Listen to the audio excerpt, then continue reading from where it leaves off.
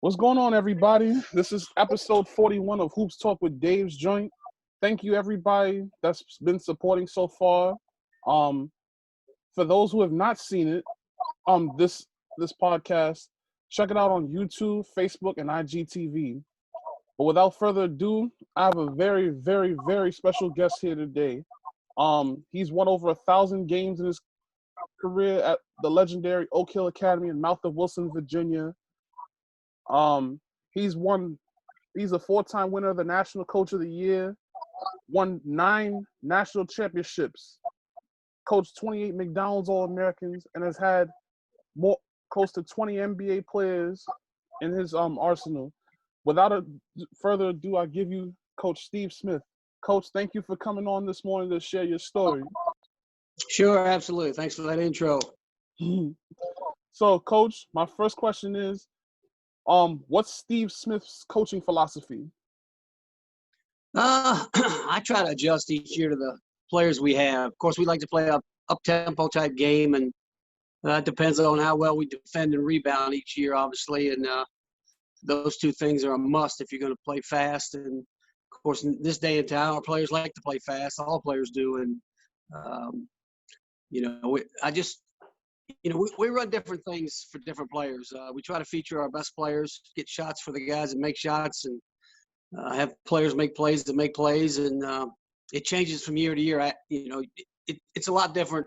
Some years we have a big team. Some years we have a smaller team, a quicker team. Some years we press. Some years we don't. So I'm not a coach who's like set in my ways and coaches one style or, does one thing on offense or defense each year. We like to adjust to our players and our personnel each year.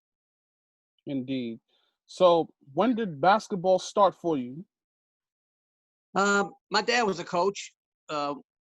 He coached at they call it small college back then. It'd be like D2 now. He coaches Zeus Pacific, Taylor University, Asbury University, Malone College in Ohio. So I grew up at a young age, with my dad. I was a ball boy, a water boy. I'd travel with the team and go to all the practices, and that's how I got interested in basketball. His last job was at Asbury University, which is in Kentucky. We went there in the 60s. I was about, I think, in the 5th grade. Of course, if you're in Kentucky, you're a basketball fan because that's all they think about, that and horse racing. So we went to all the Kentucky games. My dad had season tickets to the UK, and, I went. My first Kentucky game was Pat Riley jump center against Mississippi State, and Adolph Rupp was the coach. Wow. I'm an old guy. So where were you actually raised? Mostly in Kentucky, but we lived in Ohio, California for a couple of years, Indiana when I was really young. And then, like I say, about the 5th grade, we moved to Kentucky, and I grew up in Kentucky and went to college there, did my graduate work in Kentucky as well before I started coaching. So what was the basketball culture like in the state of Kentucky at that time? Of course, I played high school basketball at a school called Jessamine County, which is in Nicholasville, Kentucky. And, I don't know if you know much about high school basketball in Kentucky, but they have a Sweet 16 tournament at the end of the year. Everybody's in the same class. There's no divisions there. There's 300-some high schools, and they all play for one state title. And it's kind of unique. I don't know that any other state still does that. They call it the Sweet 16, and it's a big deal. It's played in the Rupp Arena, and, that's your goal. We never did get there. We were favored one year to get there my junior year, and we were upset in the semifinals of the region, didn't get there. So, it's the goal of every kid in Kentucky, to go play in Rupp Arena because most everybody's Kentucky fans. Even the people in Louisville, I'd say 80% of Louisville roots for Kentucky. So, it's a basketball state, and, I grew up there, and that's kind of how I learned to love the game. Now, talk about your time at in college. You went to Asbury College, which was a 4-year Christian liberal arts school in Kentucky. Talk about your time there. Yeah, I played soccer. It's an NAIA school, small school of about 1,500 students. So you could play multiple sports there. I played soccer in the fall, played golf in the spring. When I first got there, they didn't have intercollegiate basketball. So we had club team, and we played all over the state. And so I played several sports. I still play golf. Obviously, I don't play soccer anymore, but I still play golf. I've been playing golf since I was 11 years old. it's kind of my passion and my hobby when I'm not coaching basketball. And so that's, I was made in golf. We were NAIA champs my junior. I think it was my junior or my senior. I think it was my senior year. Yeah, and so we won the district championship, and we also did the same thing as soccer for 2 years that I was there. So we had good athletics at Asbury while I was there in the 70s. So you went and got your master's degree from Eastern Kentucky. I did. Were you a grad assistant at the school? No, I did my master's program there, specialized in physical education, and got to know Max Good. Max Good ended up being a coach at Eastern Kentucky, and we're still friends to this day. But he went to Maine Central. He was the head coach at Loyola Marymount. He was the head coach at UNLV. We still direct message and tweeted each other and make jokes about our teams. But he's retired now. He went back to Maine when he used to coach Maine. He coached Maine Central when they had Lamar Odom and all those kind of players. He had tons of players. I think he had 9 or 10 NBA guys while he was there. So I got to know Max. I actually took a basketball class that he was a teacher in when I was there, but I didn't work on the staff there. Mm-hmm. So when does Oak Hill come into play? I don't know if you know Larry Davis, but Larry Davis and I were roommates in college, and we knew each other. He was there. He was 1 year behind me, so I knew him for 3 years while we were in college. And he was the head coach at Oak Hill. He got the job. I was coaching in Kentucky, and he called me and wanted me to come be his assistant in 1983. I came up, was his assistant for 2 years. He went on to the University of Delaware at that point, and I got the head job when I was 28 years old. It kind of fell into my lap, whether I was ready or not, but I was excited to do that and kind of grew into the job. But Larry went on he coached at Wake Forest, coached at Minnesota when he went to the Final Four with Clem Haskins. He was the head coach at Furman. Recently, he was associate head coach at Cincinnati for several years with Mick Cronin before he left for UCLA. So Larry and I were good friends, and that's how I got to Oak Hill.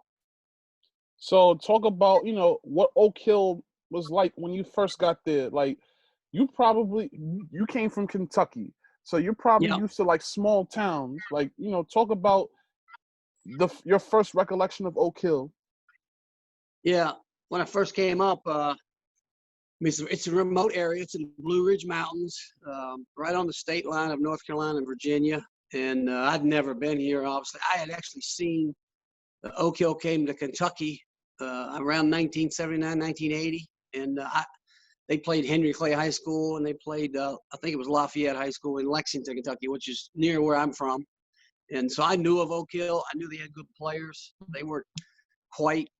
I got to get back to you. Mm-hmm. Can you see me?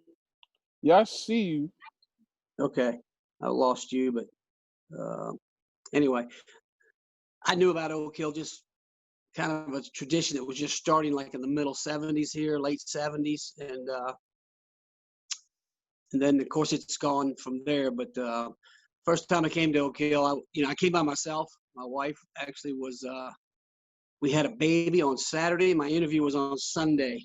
And I drove up after the birth of my child. And it took about 6 hours to get here from Lexington, Kentucky. And I couldn't take the job then because, like I said, I just had a baby. So I gave them 2 weeks.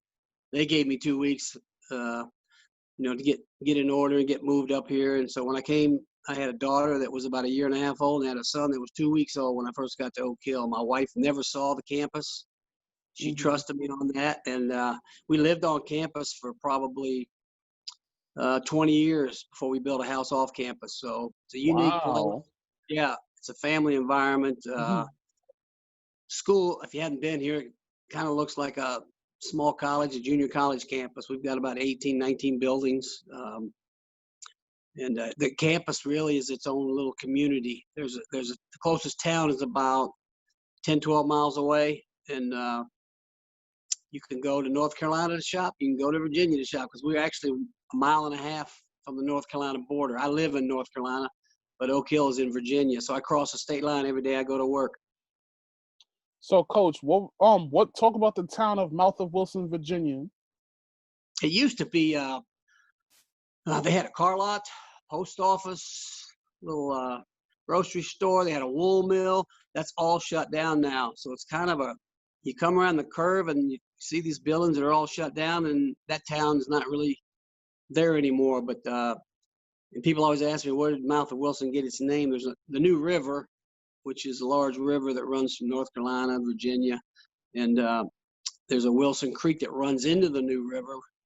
So where those two bodies of water meet, that's called the Mouth of the Wilson. So, and that's where like hunters and trappers and fishermen used to meet. They'd say, we'll meet you at the mouth of the Wilson. And so that's how the town got its name. And, like I used to tell people, we used to shop there, and I bought a car there, and we get our gas there, but that's all been shut down. It's kind of a town that's gone by the wayside. And like I mentioned, you got to go 10, 12 miles now to get to the closest town to do your shopping and grocery shopping and those kind of things. Yeah, for all city kids out there, just know you can't, there's no buses out there, definitely no trains, and it's going to be a long way to the airport. So for those that really would love to go to Oak Hill, just know, if you guys are not into civilization, if you're not into the country life, then it is what it is. But so yeah, talk about the school itself. Like, everybody knows about the program, but talk a little bit about the school. Yeah, the school's been here since 1878. Started out as a mountain mission school, and it's gone from, we used to have public school kids here, no boarding kids. Now it's all boarding. It's an all boarding school, co-ed.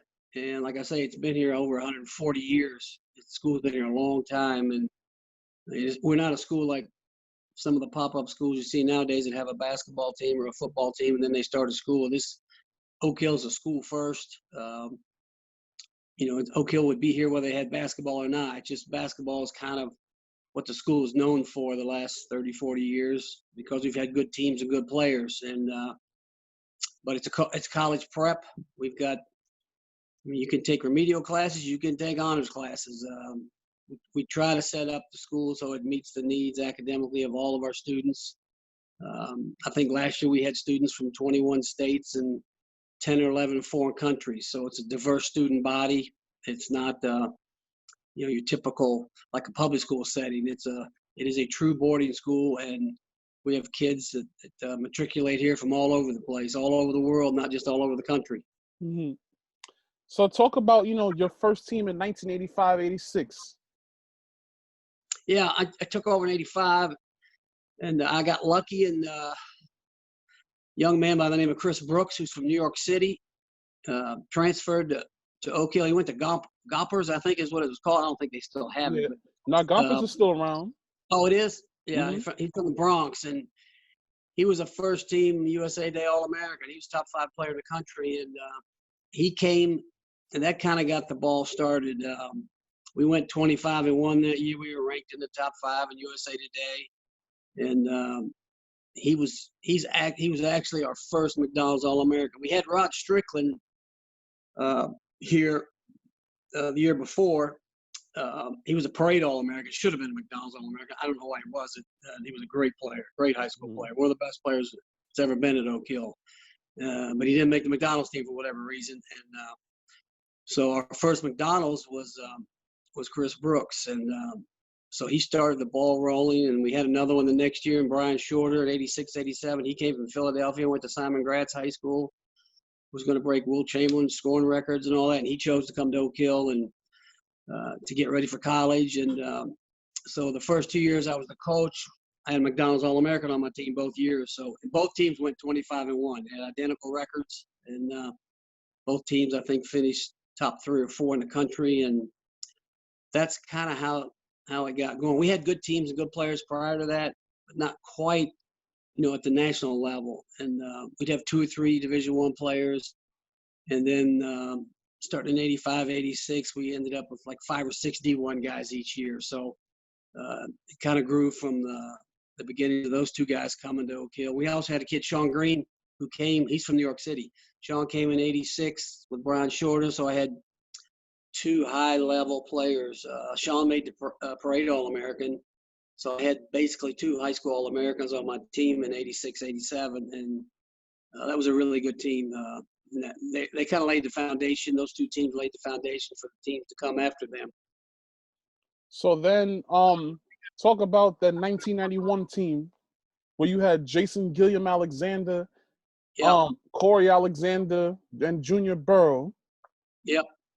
And we had Ben Davis also was on that team. So 3 potential All-Americans, and actually they all 3 were parade All-Americans, and then Cory and Ben Davis were McDonald's All-Americans. So that was the first year we had 2 players make the McDonald's game. The year before we had Anthony Cade. I don't know if you remember Anthony Cade from New York City. Yeah.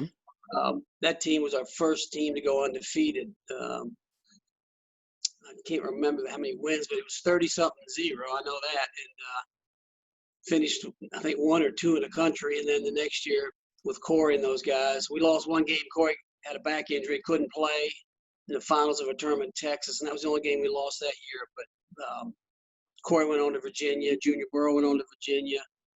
And Jason Gilliam Alexander, you know, we're good friends today, and comes up and works my camp. And he's down in Florida now, but he's originally from New York, as you know, from Queens. Mm-hmm. And he was good friends with Kenny Anderson, and that's kind of how he got to Oak Hill. He knew Cory. Cory and Kenny were buddies, and so Jason matriculated down to Oak Hill, and he's been a great alum to our school, and somebody we're proud of. Indeed. Actually, Jason was one of my guests early in the series. Like, he was probably he was the 10th episode. So whenever you get a chance, Coach, definitely you can check his story, because he definitely talked a lot about you. Oh, good. So talk about that 1993 team with Jerry Stackhouse. Yeah, one of our better teams, maybe our best team. You know, Stack was a full-grown man in high school. I mean, he just overpowered people. You could play him he could actually play all 5 spots on the floor in high school. You could play him anywhere you wanted to. We played him a small forward. He actually went to Carolina and played the 4 spot his first year, but he played on the perimeter for us. And Jeff McGinnis was our point guard, who played in the NBA for about 11, 12 years. Also went to North Carolina. Maktar Injai, who played at Michigan and North Carolina, he was our center. Mark Blunt was the backup center. Mark played in the NBA for, I think, 11 years. He didn't even start on that team. Then we had Sunshine Smith, Jermaine Sunshine Smith, who was from New York, went to Christ the King before he transferred to Oak Hill.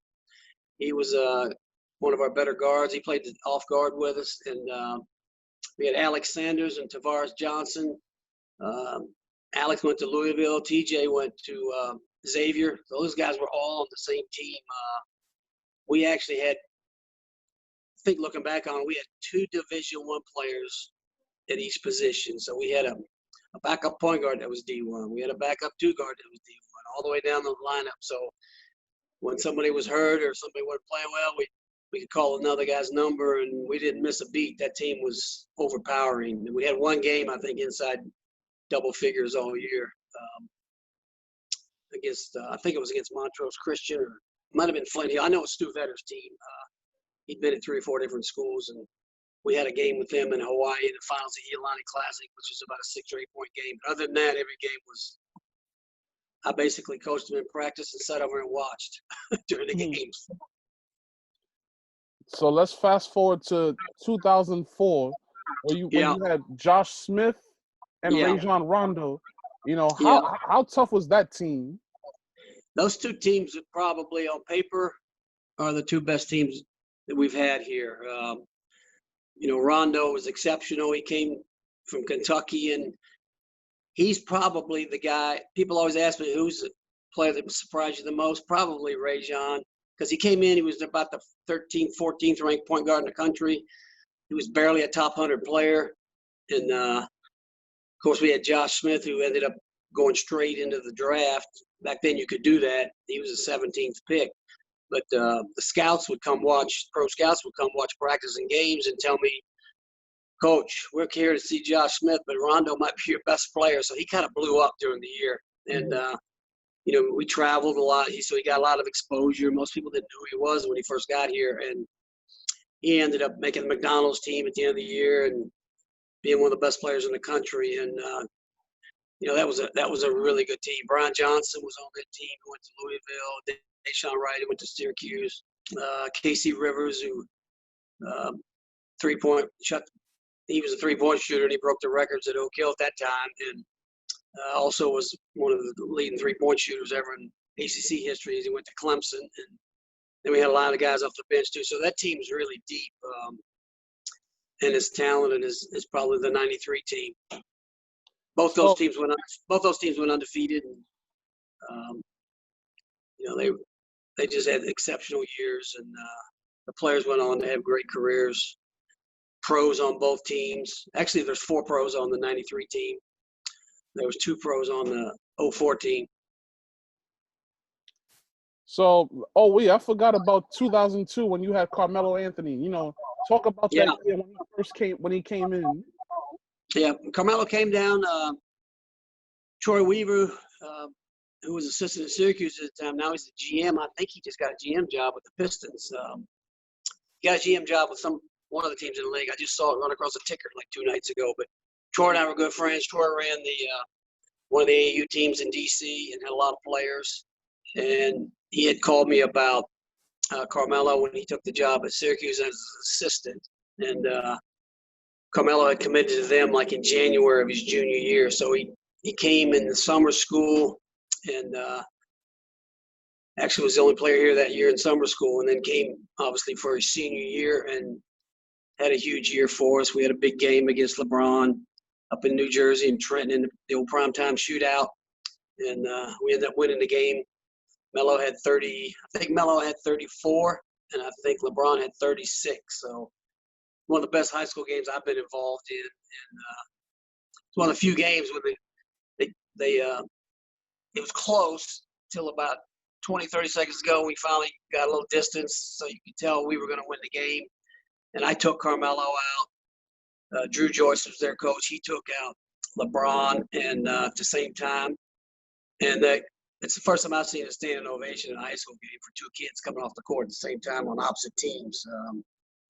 It was a phenomenal game. Both guys played great. The teams played well, and I think everybody was there appreciates. I mean, I still watch it on YouTube about once a year just to watch it, just to bring back some memories. And that was a great experience, and that was a great team. And obviously, Carmelo was our best player. Justin Gray was on that team, who played at Wake Forest. We lost one game that year. We flew out to California and lost to Mater Dei. The game tipped off at 10 o'clock. We got there late Friday night. We played Saturday night. The game tipped off at 10 o'clock against Mater Dei, which would be 1 o'clock Eastern time. So we looked like we didn't have any legs. I remember my players telling me, and Carmelo too, at halftime, was like, "Coach, I got no legs." I'm like, well, I looked at my clock. I said, well, it's 2 o'clock back home. It's 2 in the morning, but we got to find some legs if we're going to win the game. And we never got over the hump. That's the only game we lost that year. So 2008 2006 and 7 and 2008 comes, and you have a special player by the name of Brandon Jennings, who decides to go to the NBA. Oh, actually, let me rephrase that. Decides to go overseas. Talk about, what was his thought process, as far as not going to school. He had a phenomenal 2 years at Oak Hill and set all kinds of scoring records. And his junior year, he played with Nolan Smith, and we were number 1 in the country. His senior year, he started with 2 sophomores and 2 juniors who weren't nearly as good. And he averaged like 35. His junior year only averaged about 15, but we won a national championship. But his senior year, if he didn't score, we weren't going to win. So he played on 2 different kind of teams. But he committed to Lute Olson when he was the coach at Arizona. And he's one of those guys that didn't really like school. He went to school to play basketball, and his goal was to play pro ball. Of course, at the time, he couldn't go into the draft in 2007. The rules had been changed. So I'm not sure exactly when they changed, because Melo could have. Melo would have been a top 10 pick out of Oak Hill, but as soon as he got his test score and his grades, he promised his mom that he would go to college. Of course, he only went a year, but of course it worked out great for him because he won a national championship, and the rest is history with him. But Brandon couldn't do that, so he just made a choice. He told me in April, Coach, I'm not going to college. I have no intent. He had been talking with Sonny Vaccaro. Most people know who Sonny is or know the name. And Sonny had been trying to talk to Brandon about, going overseas, being the first guy to do it. And he ended up going over to Italy, playing for a team in Rome. He had a shoe contract with Under Armour. He got paid really good money. He made over $1 million that year with his shoe money and his salary from the team in Rome. So hard to, then he came back and was the 10th pick in the draft that summer. We went to the draft in June with him, and so it worked out great. I wouldn't suggest that for everybody, but it looks like there's been a few guys that have done that. I think now some guys are going straight to the G League instead of college, and so times have changed a little bit, and Brandon was kind of a pioneer for doing that. So you actually had two really, really good players that did not graduate from Oak Hill, but still made an impact. Mike Beasley and Kevin Durant. Right. Talk about coaching both of them. Yeah, they were almost had them the same year. Mike was here. Kevin was here first. He was here in 04, 05, and was a great player. Obviously, he was tall and thin. He was probably about 6'9". I bet he didn't weigh 190 pounds at the time. You could see how good he was going to be. I told people I thought he was as good as Carmelo, and they told me I thought I was crazy. But it turned out I was pretty accurate because both those guys can really play. And at the time people weren't sure because he was so thin. He's still a thin player, body build wise, but he's tougher and stronger than he looks. And he's probably 6'10" or 11 now, and he's playing. That guy could play the 2 spot if you wanted him to. He's a perimeter guy, but he was here the 1 year, and then we also that year was the year he was here. Greg Oden was the number 1 player, and Kevin was the second-ranked player. And to be honest with you, the reason he left was his family wanted to be the number 1 player in the country. And the next year, we had Ty Lawson, Nolan Smith, and Mike Beasley on the team. We would have had Kevin on the team too.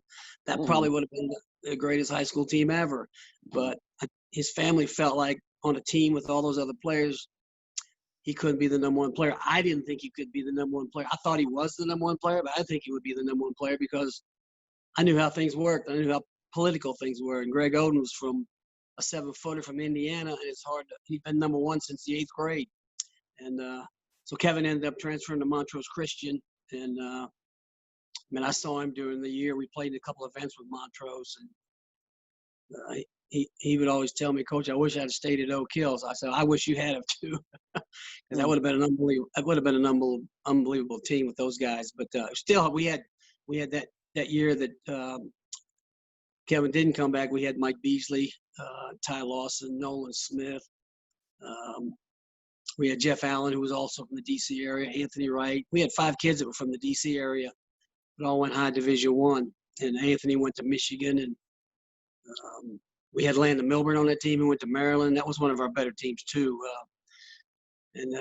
So I got to coach Mike and Kevin. Those 2 guys went to college and broke each other's records in the Big 12, obviously. Were freshmen of the year, both of them. Went on to the NBA. Kevin's had a better career than Michael, but Mike was really skilled and could really play. And but he hung around. I think he was playing in the league up till last year, so he played a long time. And of course, KD's still playing. Obviously, hopefully he'll come back off his injury. But they're having long careers and successful careers. So let's talk about the scheduling for every year. Like, you guys play close to 40 games a year. Like, I would say close to a college schedule. Like what goes into scheduling all these games for a prep school program? We used to have, when I first took over, we'd have 4 or 5 home games a year, and so our schedule wasn't quite as full. We'd play, when I mentioned their first two teams were 25-1, so we played 26, 28 games for a while. Nobody wanted to come to Oak Hill and play. Now I got all these private schools and schools in the area that want to play us, and so we get 18 or 20 home games out of it. And then the traveling is basically the same as it used to be, but we just have more home games now than we used to have. And I think teams like coming up, playing in our gym. It's built in 1954. It's kind of the high school's version of Cameron Indoor Stadium. It's a small gym. You got banners and jerseys and memorabilia all over the wall. So I think people like coming to play here. And, of course, it's a great home court advantage for us. And we do travel, do a lot of traveling on weekends and during our breaks. We usually play in a national tournament around the Christmas holidays. Sometimes we play in one that's pre-Christmas and post-Christmas. We're playing Springfield, Mass every year at the Hall of Fame games. We play out in L.A. Modern day, I'm good friends with Gary McKnight. We go out there and play the Nike Extravaganza about every other year. We play in the Iolani Classic about every other year in Hawaii. This year we're going to, if the games all are played, because of the virus situation, who knows, but we're scheduled to go to Phoenix. We're scheduled to go to Seattle, playing the Chick-fil-A in South Carolina, the Hall of Fame in Springfield, Mass. We're going to Tampa to play a game. We're going to Memphis for 2 games. We got a game in Nebraska. We're also got to get 2 games out in L.A. at Nike Extravaganza at Modern Day High School in California. So we've got an unbelievable schedule this year, playing great teams and great players and traveling. And that's basically that's why kids want to go to Oak Hill. They want to play that kind of schedule. They want to challenge themselves. I like coaching against the best coaches out there, and I like my players playing against the best players and teams. And that's what the kids want to do nowadays. And I think it's kind of advanced from their summer league games, their EYBL and Adidas Circuit and all those AAU events in the summer. They all want to play on the best teams against the best players, and that's what they get to do in high school now. And most teams didn't travel like that. I think DeMatha probably was the first team to start traveling in the 70s. And then Oak Hill came along in the 80s, and we started traveling, and we actually went to 85, 86. We went to Las Vegas. We had to pay our way, 18 airline tickets, hotel, and all that, and then we won the tournament. Got invited back, all expenses paid. Didn't have to pay a dime the next year, and that's kind of how it snowballed. Where we got a name for ourselves, and then people bring you in. They make a lot of money. They pack their gyms out, and so they take care of your expenses, and that's how we're allowed to travel. Because our small school here in the Blue Ridge Mountains could not afford to pay for all the schedule that we played. But the people and promoters and everybody want to bring you in to play games, take care of your expenses, and it's been a great experience for our players, obviously. Now, for a kid to come to Oak Hill, what does Steve Smith look for in a player? Like, what does a player have to play for you specifically? Yeah, Oak Hill's, Oak Hill, I tell our guys, Oak Hill's not for everybody. And, it's not just because, you're a great player, so you go to Oak Hill, or we want you because you're a great player, or, I want it to be the right fit. And, it depends. I usually try to build my team around a point guard each year. Once we have a point guard in the program, we think, and sometimes you've got one for 2-3 years, sometimes you don't. And this year we lost our point guard. So Dior Johnson's coming in from California. He was the first guy we took, and then we try to build around that with the pieces that we need. Last year I had 8 Division I kids, my senior class, graduate and move on. So some years I have half the team back. This year I did not have that luxury. So we've got a bunch of new guys. I chose to bring in some young guys. So our better players this year are underclassmen. So we'll have them for a couple years. And, you look for different things in players. I look for guys that play hard. I look at their attitude. I watch guys interact with their coach, especially with their AU coaches in the summertime. And when I get a parent that calls me and says, "Oh, the high school coach is jerking my son around," or whatever, I usually don't take them, because I'm thinking, well, they're going to have a problem here too. Because if they think he had a problem there, he's probably going to have one at Oak Hill, because we're going to have more players and playing time won't be as good. And So I'm a little leery sometimes when parents complain about the previous coach because I'm a coach and I respect all coaches. And so it's, you look for different things, you got to have bigs, obviously. I don't necessarily look for bigs that can score. I like bigs that can guard, defend, block shots, change the game a little bit in the lane area on both ends. And, if they're big time scorers, that's a bonus. But not many guys nowadays want to play down low. So the game has changed. We play mainly four guys out. And the way I played last year was four guys on the perimeter and one guy in the short corner. We didn't even have a post player. And we played a post player, but we didn't play him in the post. We ran him out and he chased out on ball screens. And we do a lot of pick and roll with him. And he was 6'10". He just, so it's just, the game has changed a little bit. But I like players that can shoot. I like speed. I like quick players because those guys can usually help you play an up-tempo game, and they can usually guard. If you've got quick guys and athletic guys, they can guard. You want to have a good defensive team, and it starts on that end of the floor. And so I look for different things in guys. And obviously, I like shooters. I always tell kids in camp, if you can do one thing well, shoot the ball because that's the name of the game. They put the score on the board for a reason, and you keep scoring for a reason. And team with the most points wins the game. So you got to have shooters and scorers out there. So I always look for guys who can shoot. And we've always been a good three-point shooting team because I try to make sure we have guys that can shoot the ball, and we like to take advantage of the three-point line. So basically, I should say, a year and some change ago, you got to coach Cole Anthony. Talk about the experience of coaching somebody as great as him. This year, God willing, he'll be probably a lottery pick in this year's NBA draft. Like, talk about the opportunity that you had to coach him. Yeah, I love Cole. He plays hard. The thing about Cole is he practices harder than anybody on your team. So he's infectious in that way. He's a team leader.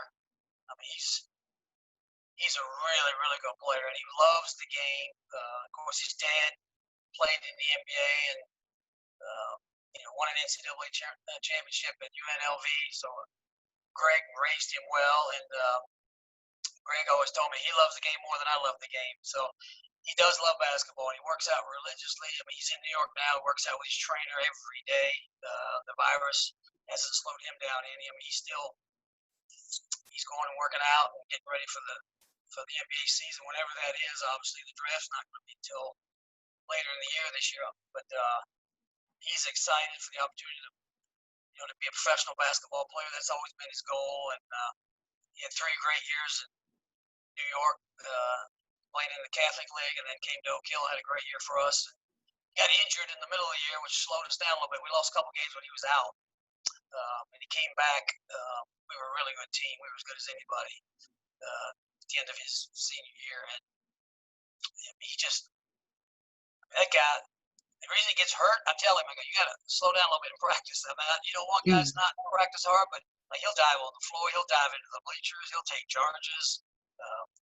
That's just how he plays, and that's how he practices. And I don't think he can change. So, like I say, that's kind of infection with the rest of your team, but it helps when your best player is your hardest worker. And Cole definitely was that for us. So last year, you guys had a very successful season, and you had a couple of players that were really good. Like you said, you had 8 seniors. But talk about Derek Jones and Cam Thomas. Yeah, both Virginia kids.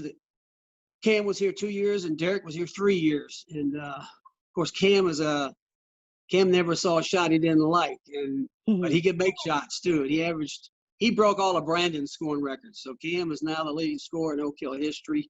Wow. He broke all of Brandon Jennings' records, which I didn't think, except he didn't break the single game record. Brandon had 63 in a game, and but other than that, he broke every other scoring record we had. He averaged over 31 points a game, which we don't usually have that done here because we have so many good players. But our guys knew how well he could score. I mean, he shot 58% from the floor, and he shot in the upper 40s from the three-point line. He's almost automatic from the foul line. He's close to 90% from the line. So he's a true scorer. He's about 6'3", going to LSU, and I mean, sky's the limit for him. I mean, he should be a pro. He should be a pro pretty quick. I don't want to put any heat on him, but and I'm sure LSU wants him to stay for 4 years, but I don't know that it's going to happen because he's driven. He's kind of like Cole. He and Cole played together. He was a junior when Cole was a senior, and the two of those guys together was an exciting backcourt to coach and to watch play. And then Derek is probably one of the most athletic players I've ever had. He's a lefty, and he won every dunk contest for 3 years that he got in while he was at Oakland. You go to these events and they have dunk contests, and the tournaments always have dunk contests. And halftime he didn't want to do it, but everybody knew they wanted Derek in the contest because they knew he was going to win. So his parents were at the game. He'd jump over top of his mom and dad, and that thing would be over quick. But he really grew as a player. He's about 6'5", and his sister goes to Georgetown, so he chose to go to Towson in Baltimore. His parents want to go be able to see both of them on weekends, and so that we had like I say, 8 guys went D1 last year. Darius Maddox went Virginia Tech. KK Robinson, our point guard, who's from Arkansas, he signed at Arkansas. Jamari Sibley's in Georgetown. He's from Milwaukee originally, but he signed at Georgetown. And Evan Johnson is going to Georgia State. We had 3 kids that came off the bench and signed D1, so we were a deep team last year. Jamari got hurt, broke his arm. We were 25-1, ranked 2 in the country. He breaks his arm, and he's out for the rest of the year. And we struggled a little bit down the stretch. We finished 37-3. We went 12-2 without him, but he was going to be back for the Geico tournament, the national tournament. They got canceled. We would have had Jamari back, and I think we would have had a good chance to compete for the championship. But it didn't happen with the virus, so forth. The tournament got canceled. We were excited because we always want to come to New York and play, and then it got moved to South Carolina, and then it finally got canceled completely. So but I thought our team would have had a good shot this year with Jamari back in the lineup. So, talk about this. You guys have been with Nike with many years. Talk about your affiliation with them / the Jordan brand. Yeah, we've been with the very first year. This is a great story. The first year that I was the coach, we wore Converse, the old weapons. Remember the shoe that Bird and Isaiah, Dr. J, they all wore Magic. They all wore weapons and Converse weapons. And so we had an article in Sports Illustrated in February of that year. And it was the article in the back. Sports Illustrated used to be the magazine, and in the back they always had an article of 6-8 pages. Well, that's the article that they did on Oak Hill that year. And the first 2 pages was a 2-page color picture of my back line in a 2-3 zone in the middle of the game. You could see those shoes plain as day. And at that time, I got my Sports Illustrated on a Friday. Well, Friday morning, my phone rings. I haven't gotten the mail yet. And it's Sonny Vaccaro from Nike. Apparently in California, he got his Sports Illustrated on Thursday. So he says, "What is this?" And I said, "What's what?" I didn't know what he was talking about. And Sonny says, of course, I knew who Sonny was. I knew he worked for Nike. And he said, "Coach, I'm looking at my Sports Illustrated. There's a 2-page color picture of your team wearing Converse weapons. That's $1 million ad right there." And I said, "Well, I don't look at it as a business sense. I'm a high school basketball coach." But he said, "I'm gonna FedEx you a contract. We want you to wear Nikes next year." Well, I didn't know what FedEx was in 1987. So I get a FedEx package about 2 days later, and I open that thing up, and there was no question we were switching deals. That was way better than the Converse deal. And so we've been with Nike ever since. So we started the 86-87 was our first year with Nike. And then we were actually the first high school to get Nike uniforms back in the middle 90s. And then they wanted to put us in Jordan brand. I think that was about 1997. We went with Jordan brand, and we've been with them ever since, so over 20 years. But over about 35 years, we've been with Nike.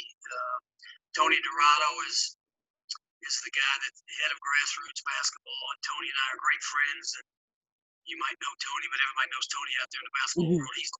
He's an ambassador for Nike in the high school game of basketball. And he's been a great friend, and Nike's been great to our school, and we're proud of our affiliation with them. Yeah, absolutely. Shout outs to Tony Dorado, man. Great man. So let's talk about the two new guys that are coming to Oak Hill next year, Dior Johnson and Zion Cruz. Like, how excited are you to have them? Yeah, I'm really excited. They're juniors, they're underclassmen. We'll have them for 2 years. We also added MJ Rice from Durham, North Carolina, who's in the same. He's in 2022. All three of those guys are top 20 kids in that class. So we've got 3 top 20 juniors, hopefully leading our team this year. And Dior's a point guard. Zion's more of a scoring guard. He can play point. Zion can play either guard spot, but he can really score the ball. And we're excited for those two guys to play together, and for MJ to join them. He's a kid that's, for us, it's kind of local. Durham's 3 hours down the road. We're in ACC country here, so I've known about MJ for several years, and so we've got MJ coming in. He's about 6'5". I think I saw he was rated 11th in the ESPN rankings. I think Zion was ranked 17. Dior was ranked 12, I think. So we've got 3 guys that are potential All-Americans their senior year, obviously playing for us for 2 years. So we're excited about those guys. We've got a couple of good players back at Jalen Reed, who's 6'8" or 9. Jalen Ricks, 6'6", 6'7", shooter. And we're gonna add a few more pieces and hopefully compete for a mythical national championship in high school again. I'd like to get one more. I'd like to get to 10 before I get out of here. I'm 64. I'll be 65 in September. So don't know how much longer I'm going to coach, but I still enjoy it. And I always say the players keep you young and they also make you old. So they give me the gray hair and the wrinkles, but they also keep me young because it's fun to be around young people and to get to coach young people and have a relationship with them. And so I still enjoy coaching, and we'll see how it goes the next couple of years. So this goes up, like, this is the second to last question that I love to ask all of my guests. If you could go back to 1985, what would you tell a much younger Coach Smith? What advice would you give yourself at that age? That's a good question. Man, I probably would tell him just to enjoy the experience, enjoy the young people, pour yourself into the coaching aspect of it. But what I like about Oak Hill is that I have a relationship with my players. We're around them all the time. It's not a situation where I just see them in the gym and then I never see them again. I mean, we do things together. We spend time together off the court. We go to church together. We may not next year on campus because of the pandemic. I don't know how much we'll be allowed to stay together, in large crowds. But we do a lot of things together. So I would just tell myself to enjoy it more. I think when I first took over, I felt a lot of pressure. Got to win every game, every year, which is the expectation at Oak Hill, but whether it's reality or not. But I think I just tell myself to enjoy it a little more. And, that's basically it, I think. Final question. What's next in the future for Steve Smith and the Oak Hill Warriors? Hopefully we'll win another high school national championship and get our players ready for college. And the fun part for me is watching these guys. I like sitting around in January and February and watching ESPN, and there's not a night goes by where I can't turn the TV on and watch an Oak Hill player, whether it's in college or whether it's in the NBA. And I really like that, and follow those kids and follow their careers, and then of course when they finish, to follow them, as they get older and do other things besides play basketball. Sunday was Father's Day, and I can't tell you how many texts I got from former players wishing me a happy Father's Day. So that means a lot to me as a coach, and more so than the wins and the losses. The relationships are the most important thing. Thank you so much, Coach, for coming in to share your story. Sure. It's an amazing story thus far, and I wish you and Oak Hill nothing but the best moving forward. All right. I appreciate it. Thanks for having me on. Indeed. Everybody, this is episode 41 of Hoops Talk with Dave's Joint. For all the people that support Coach Smith and Oak Hill, Definitely check this out on YouTube, Facebook, and IGTV. God bless. Stay safe. Peace.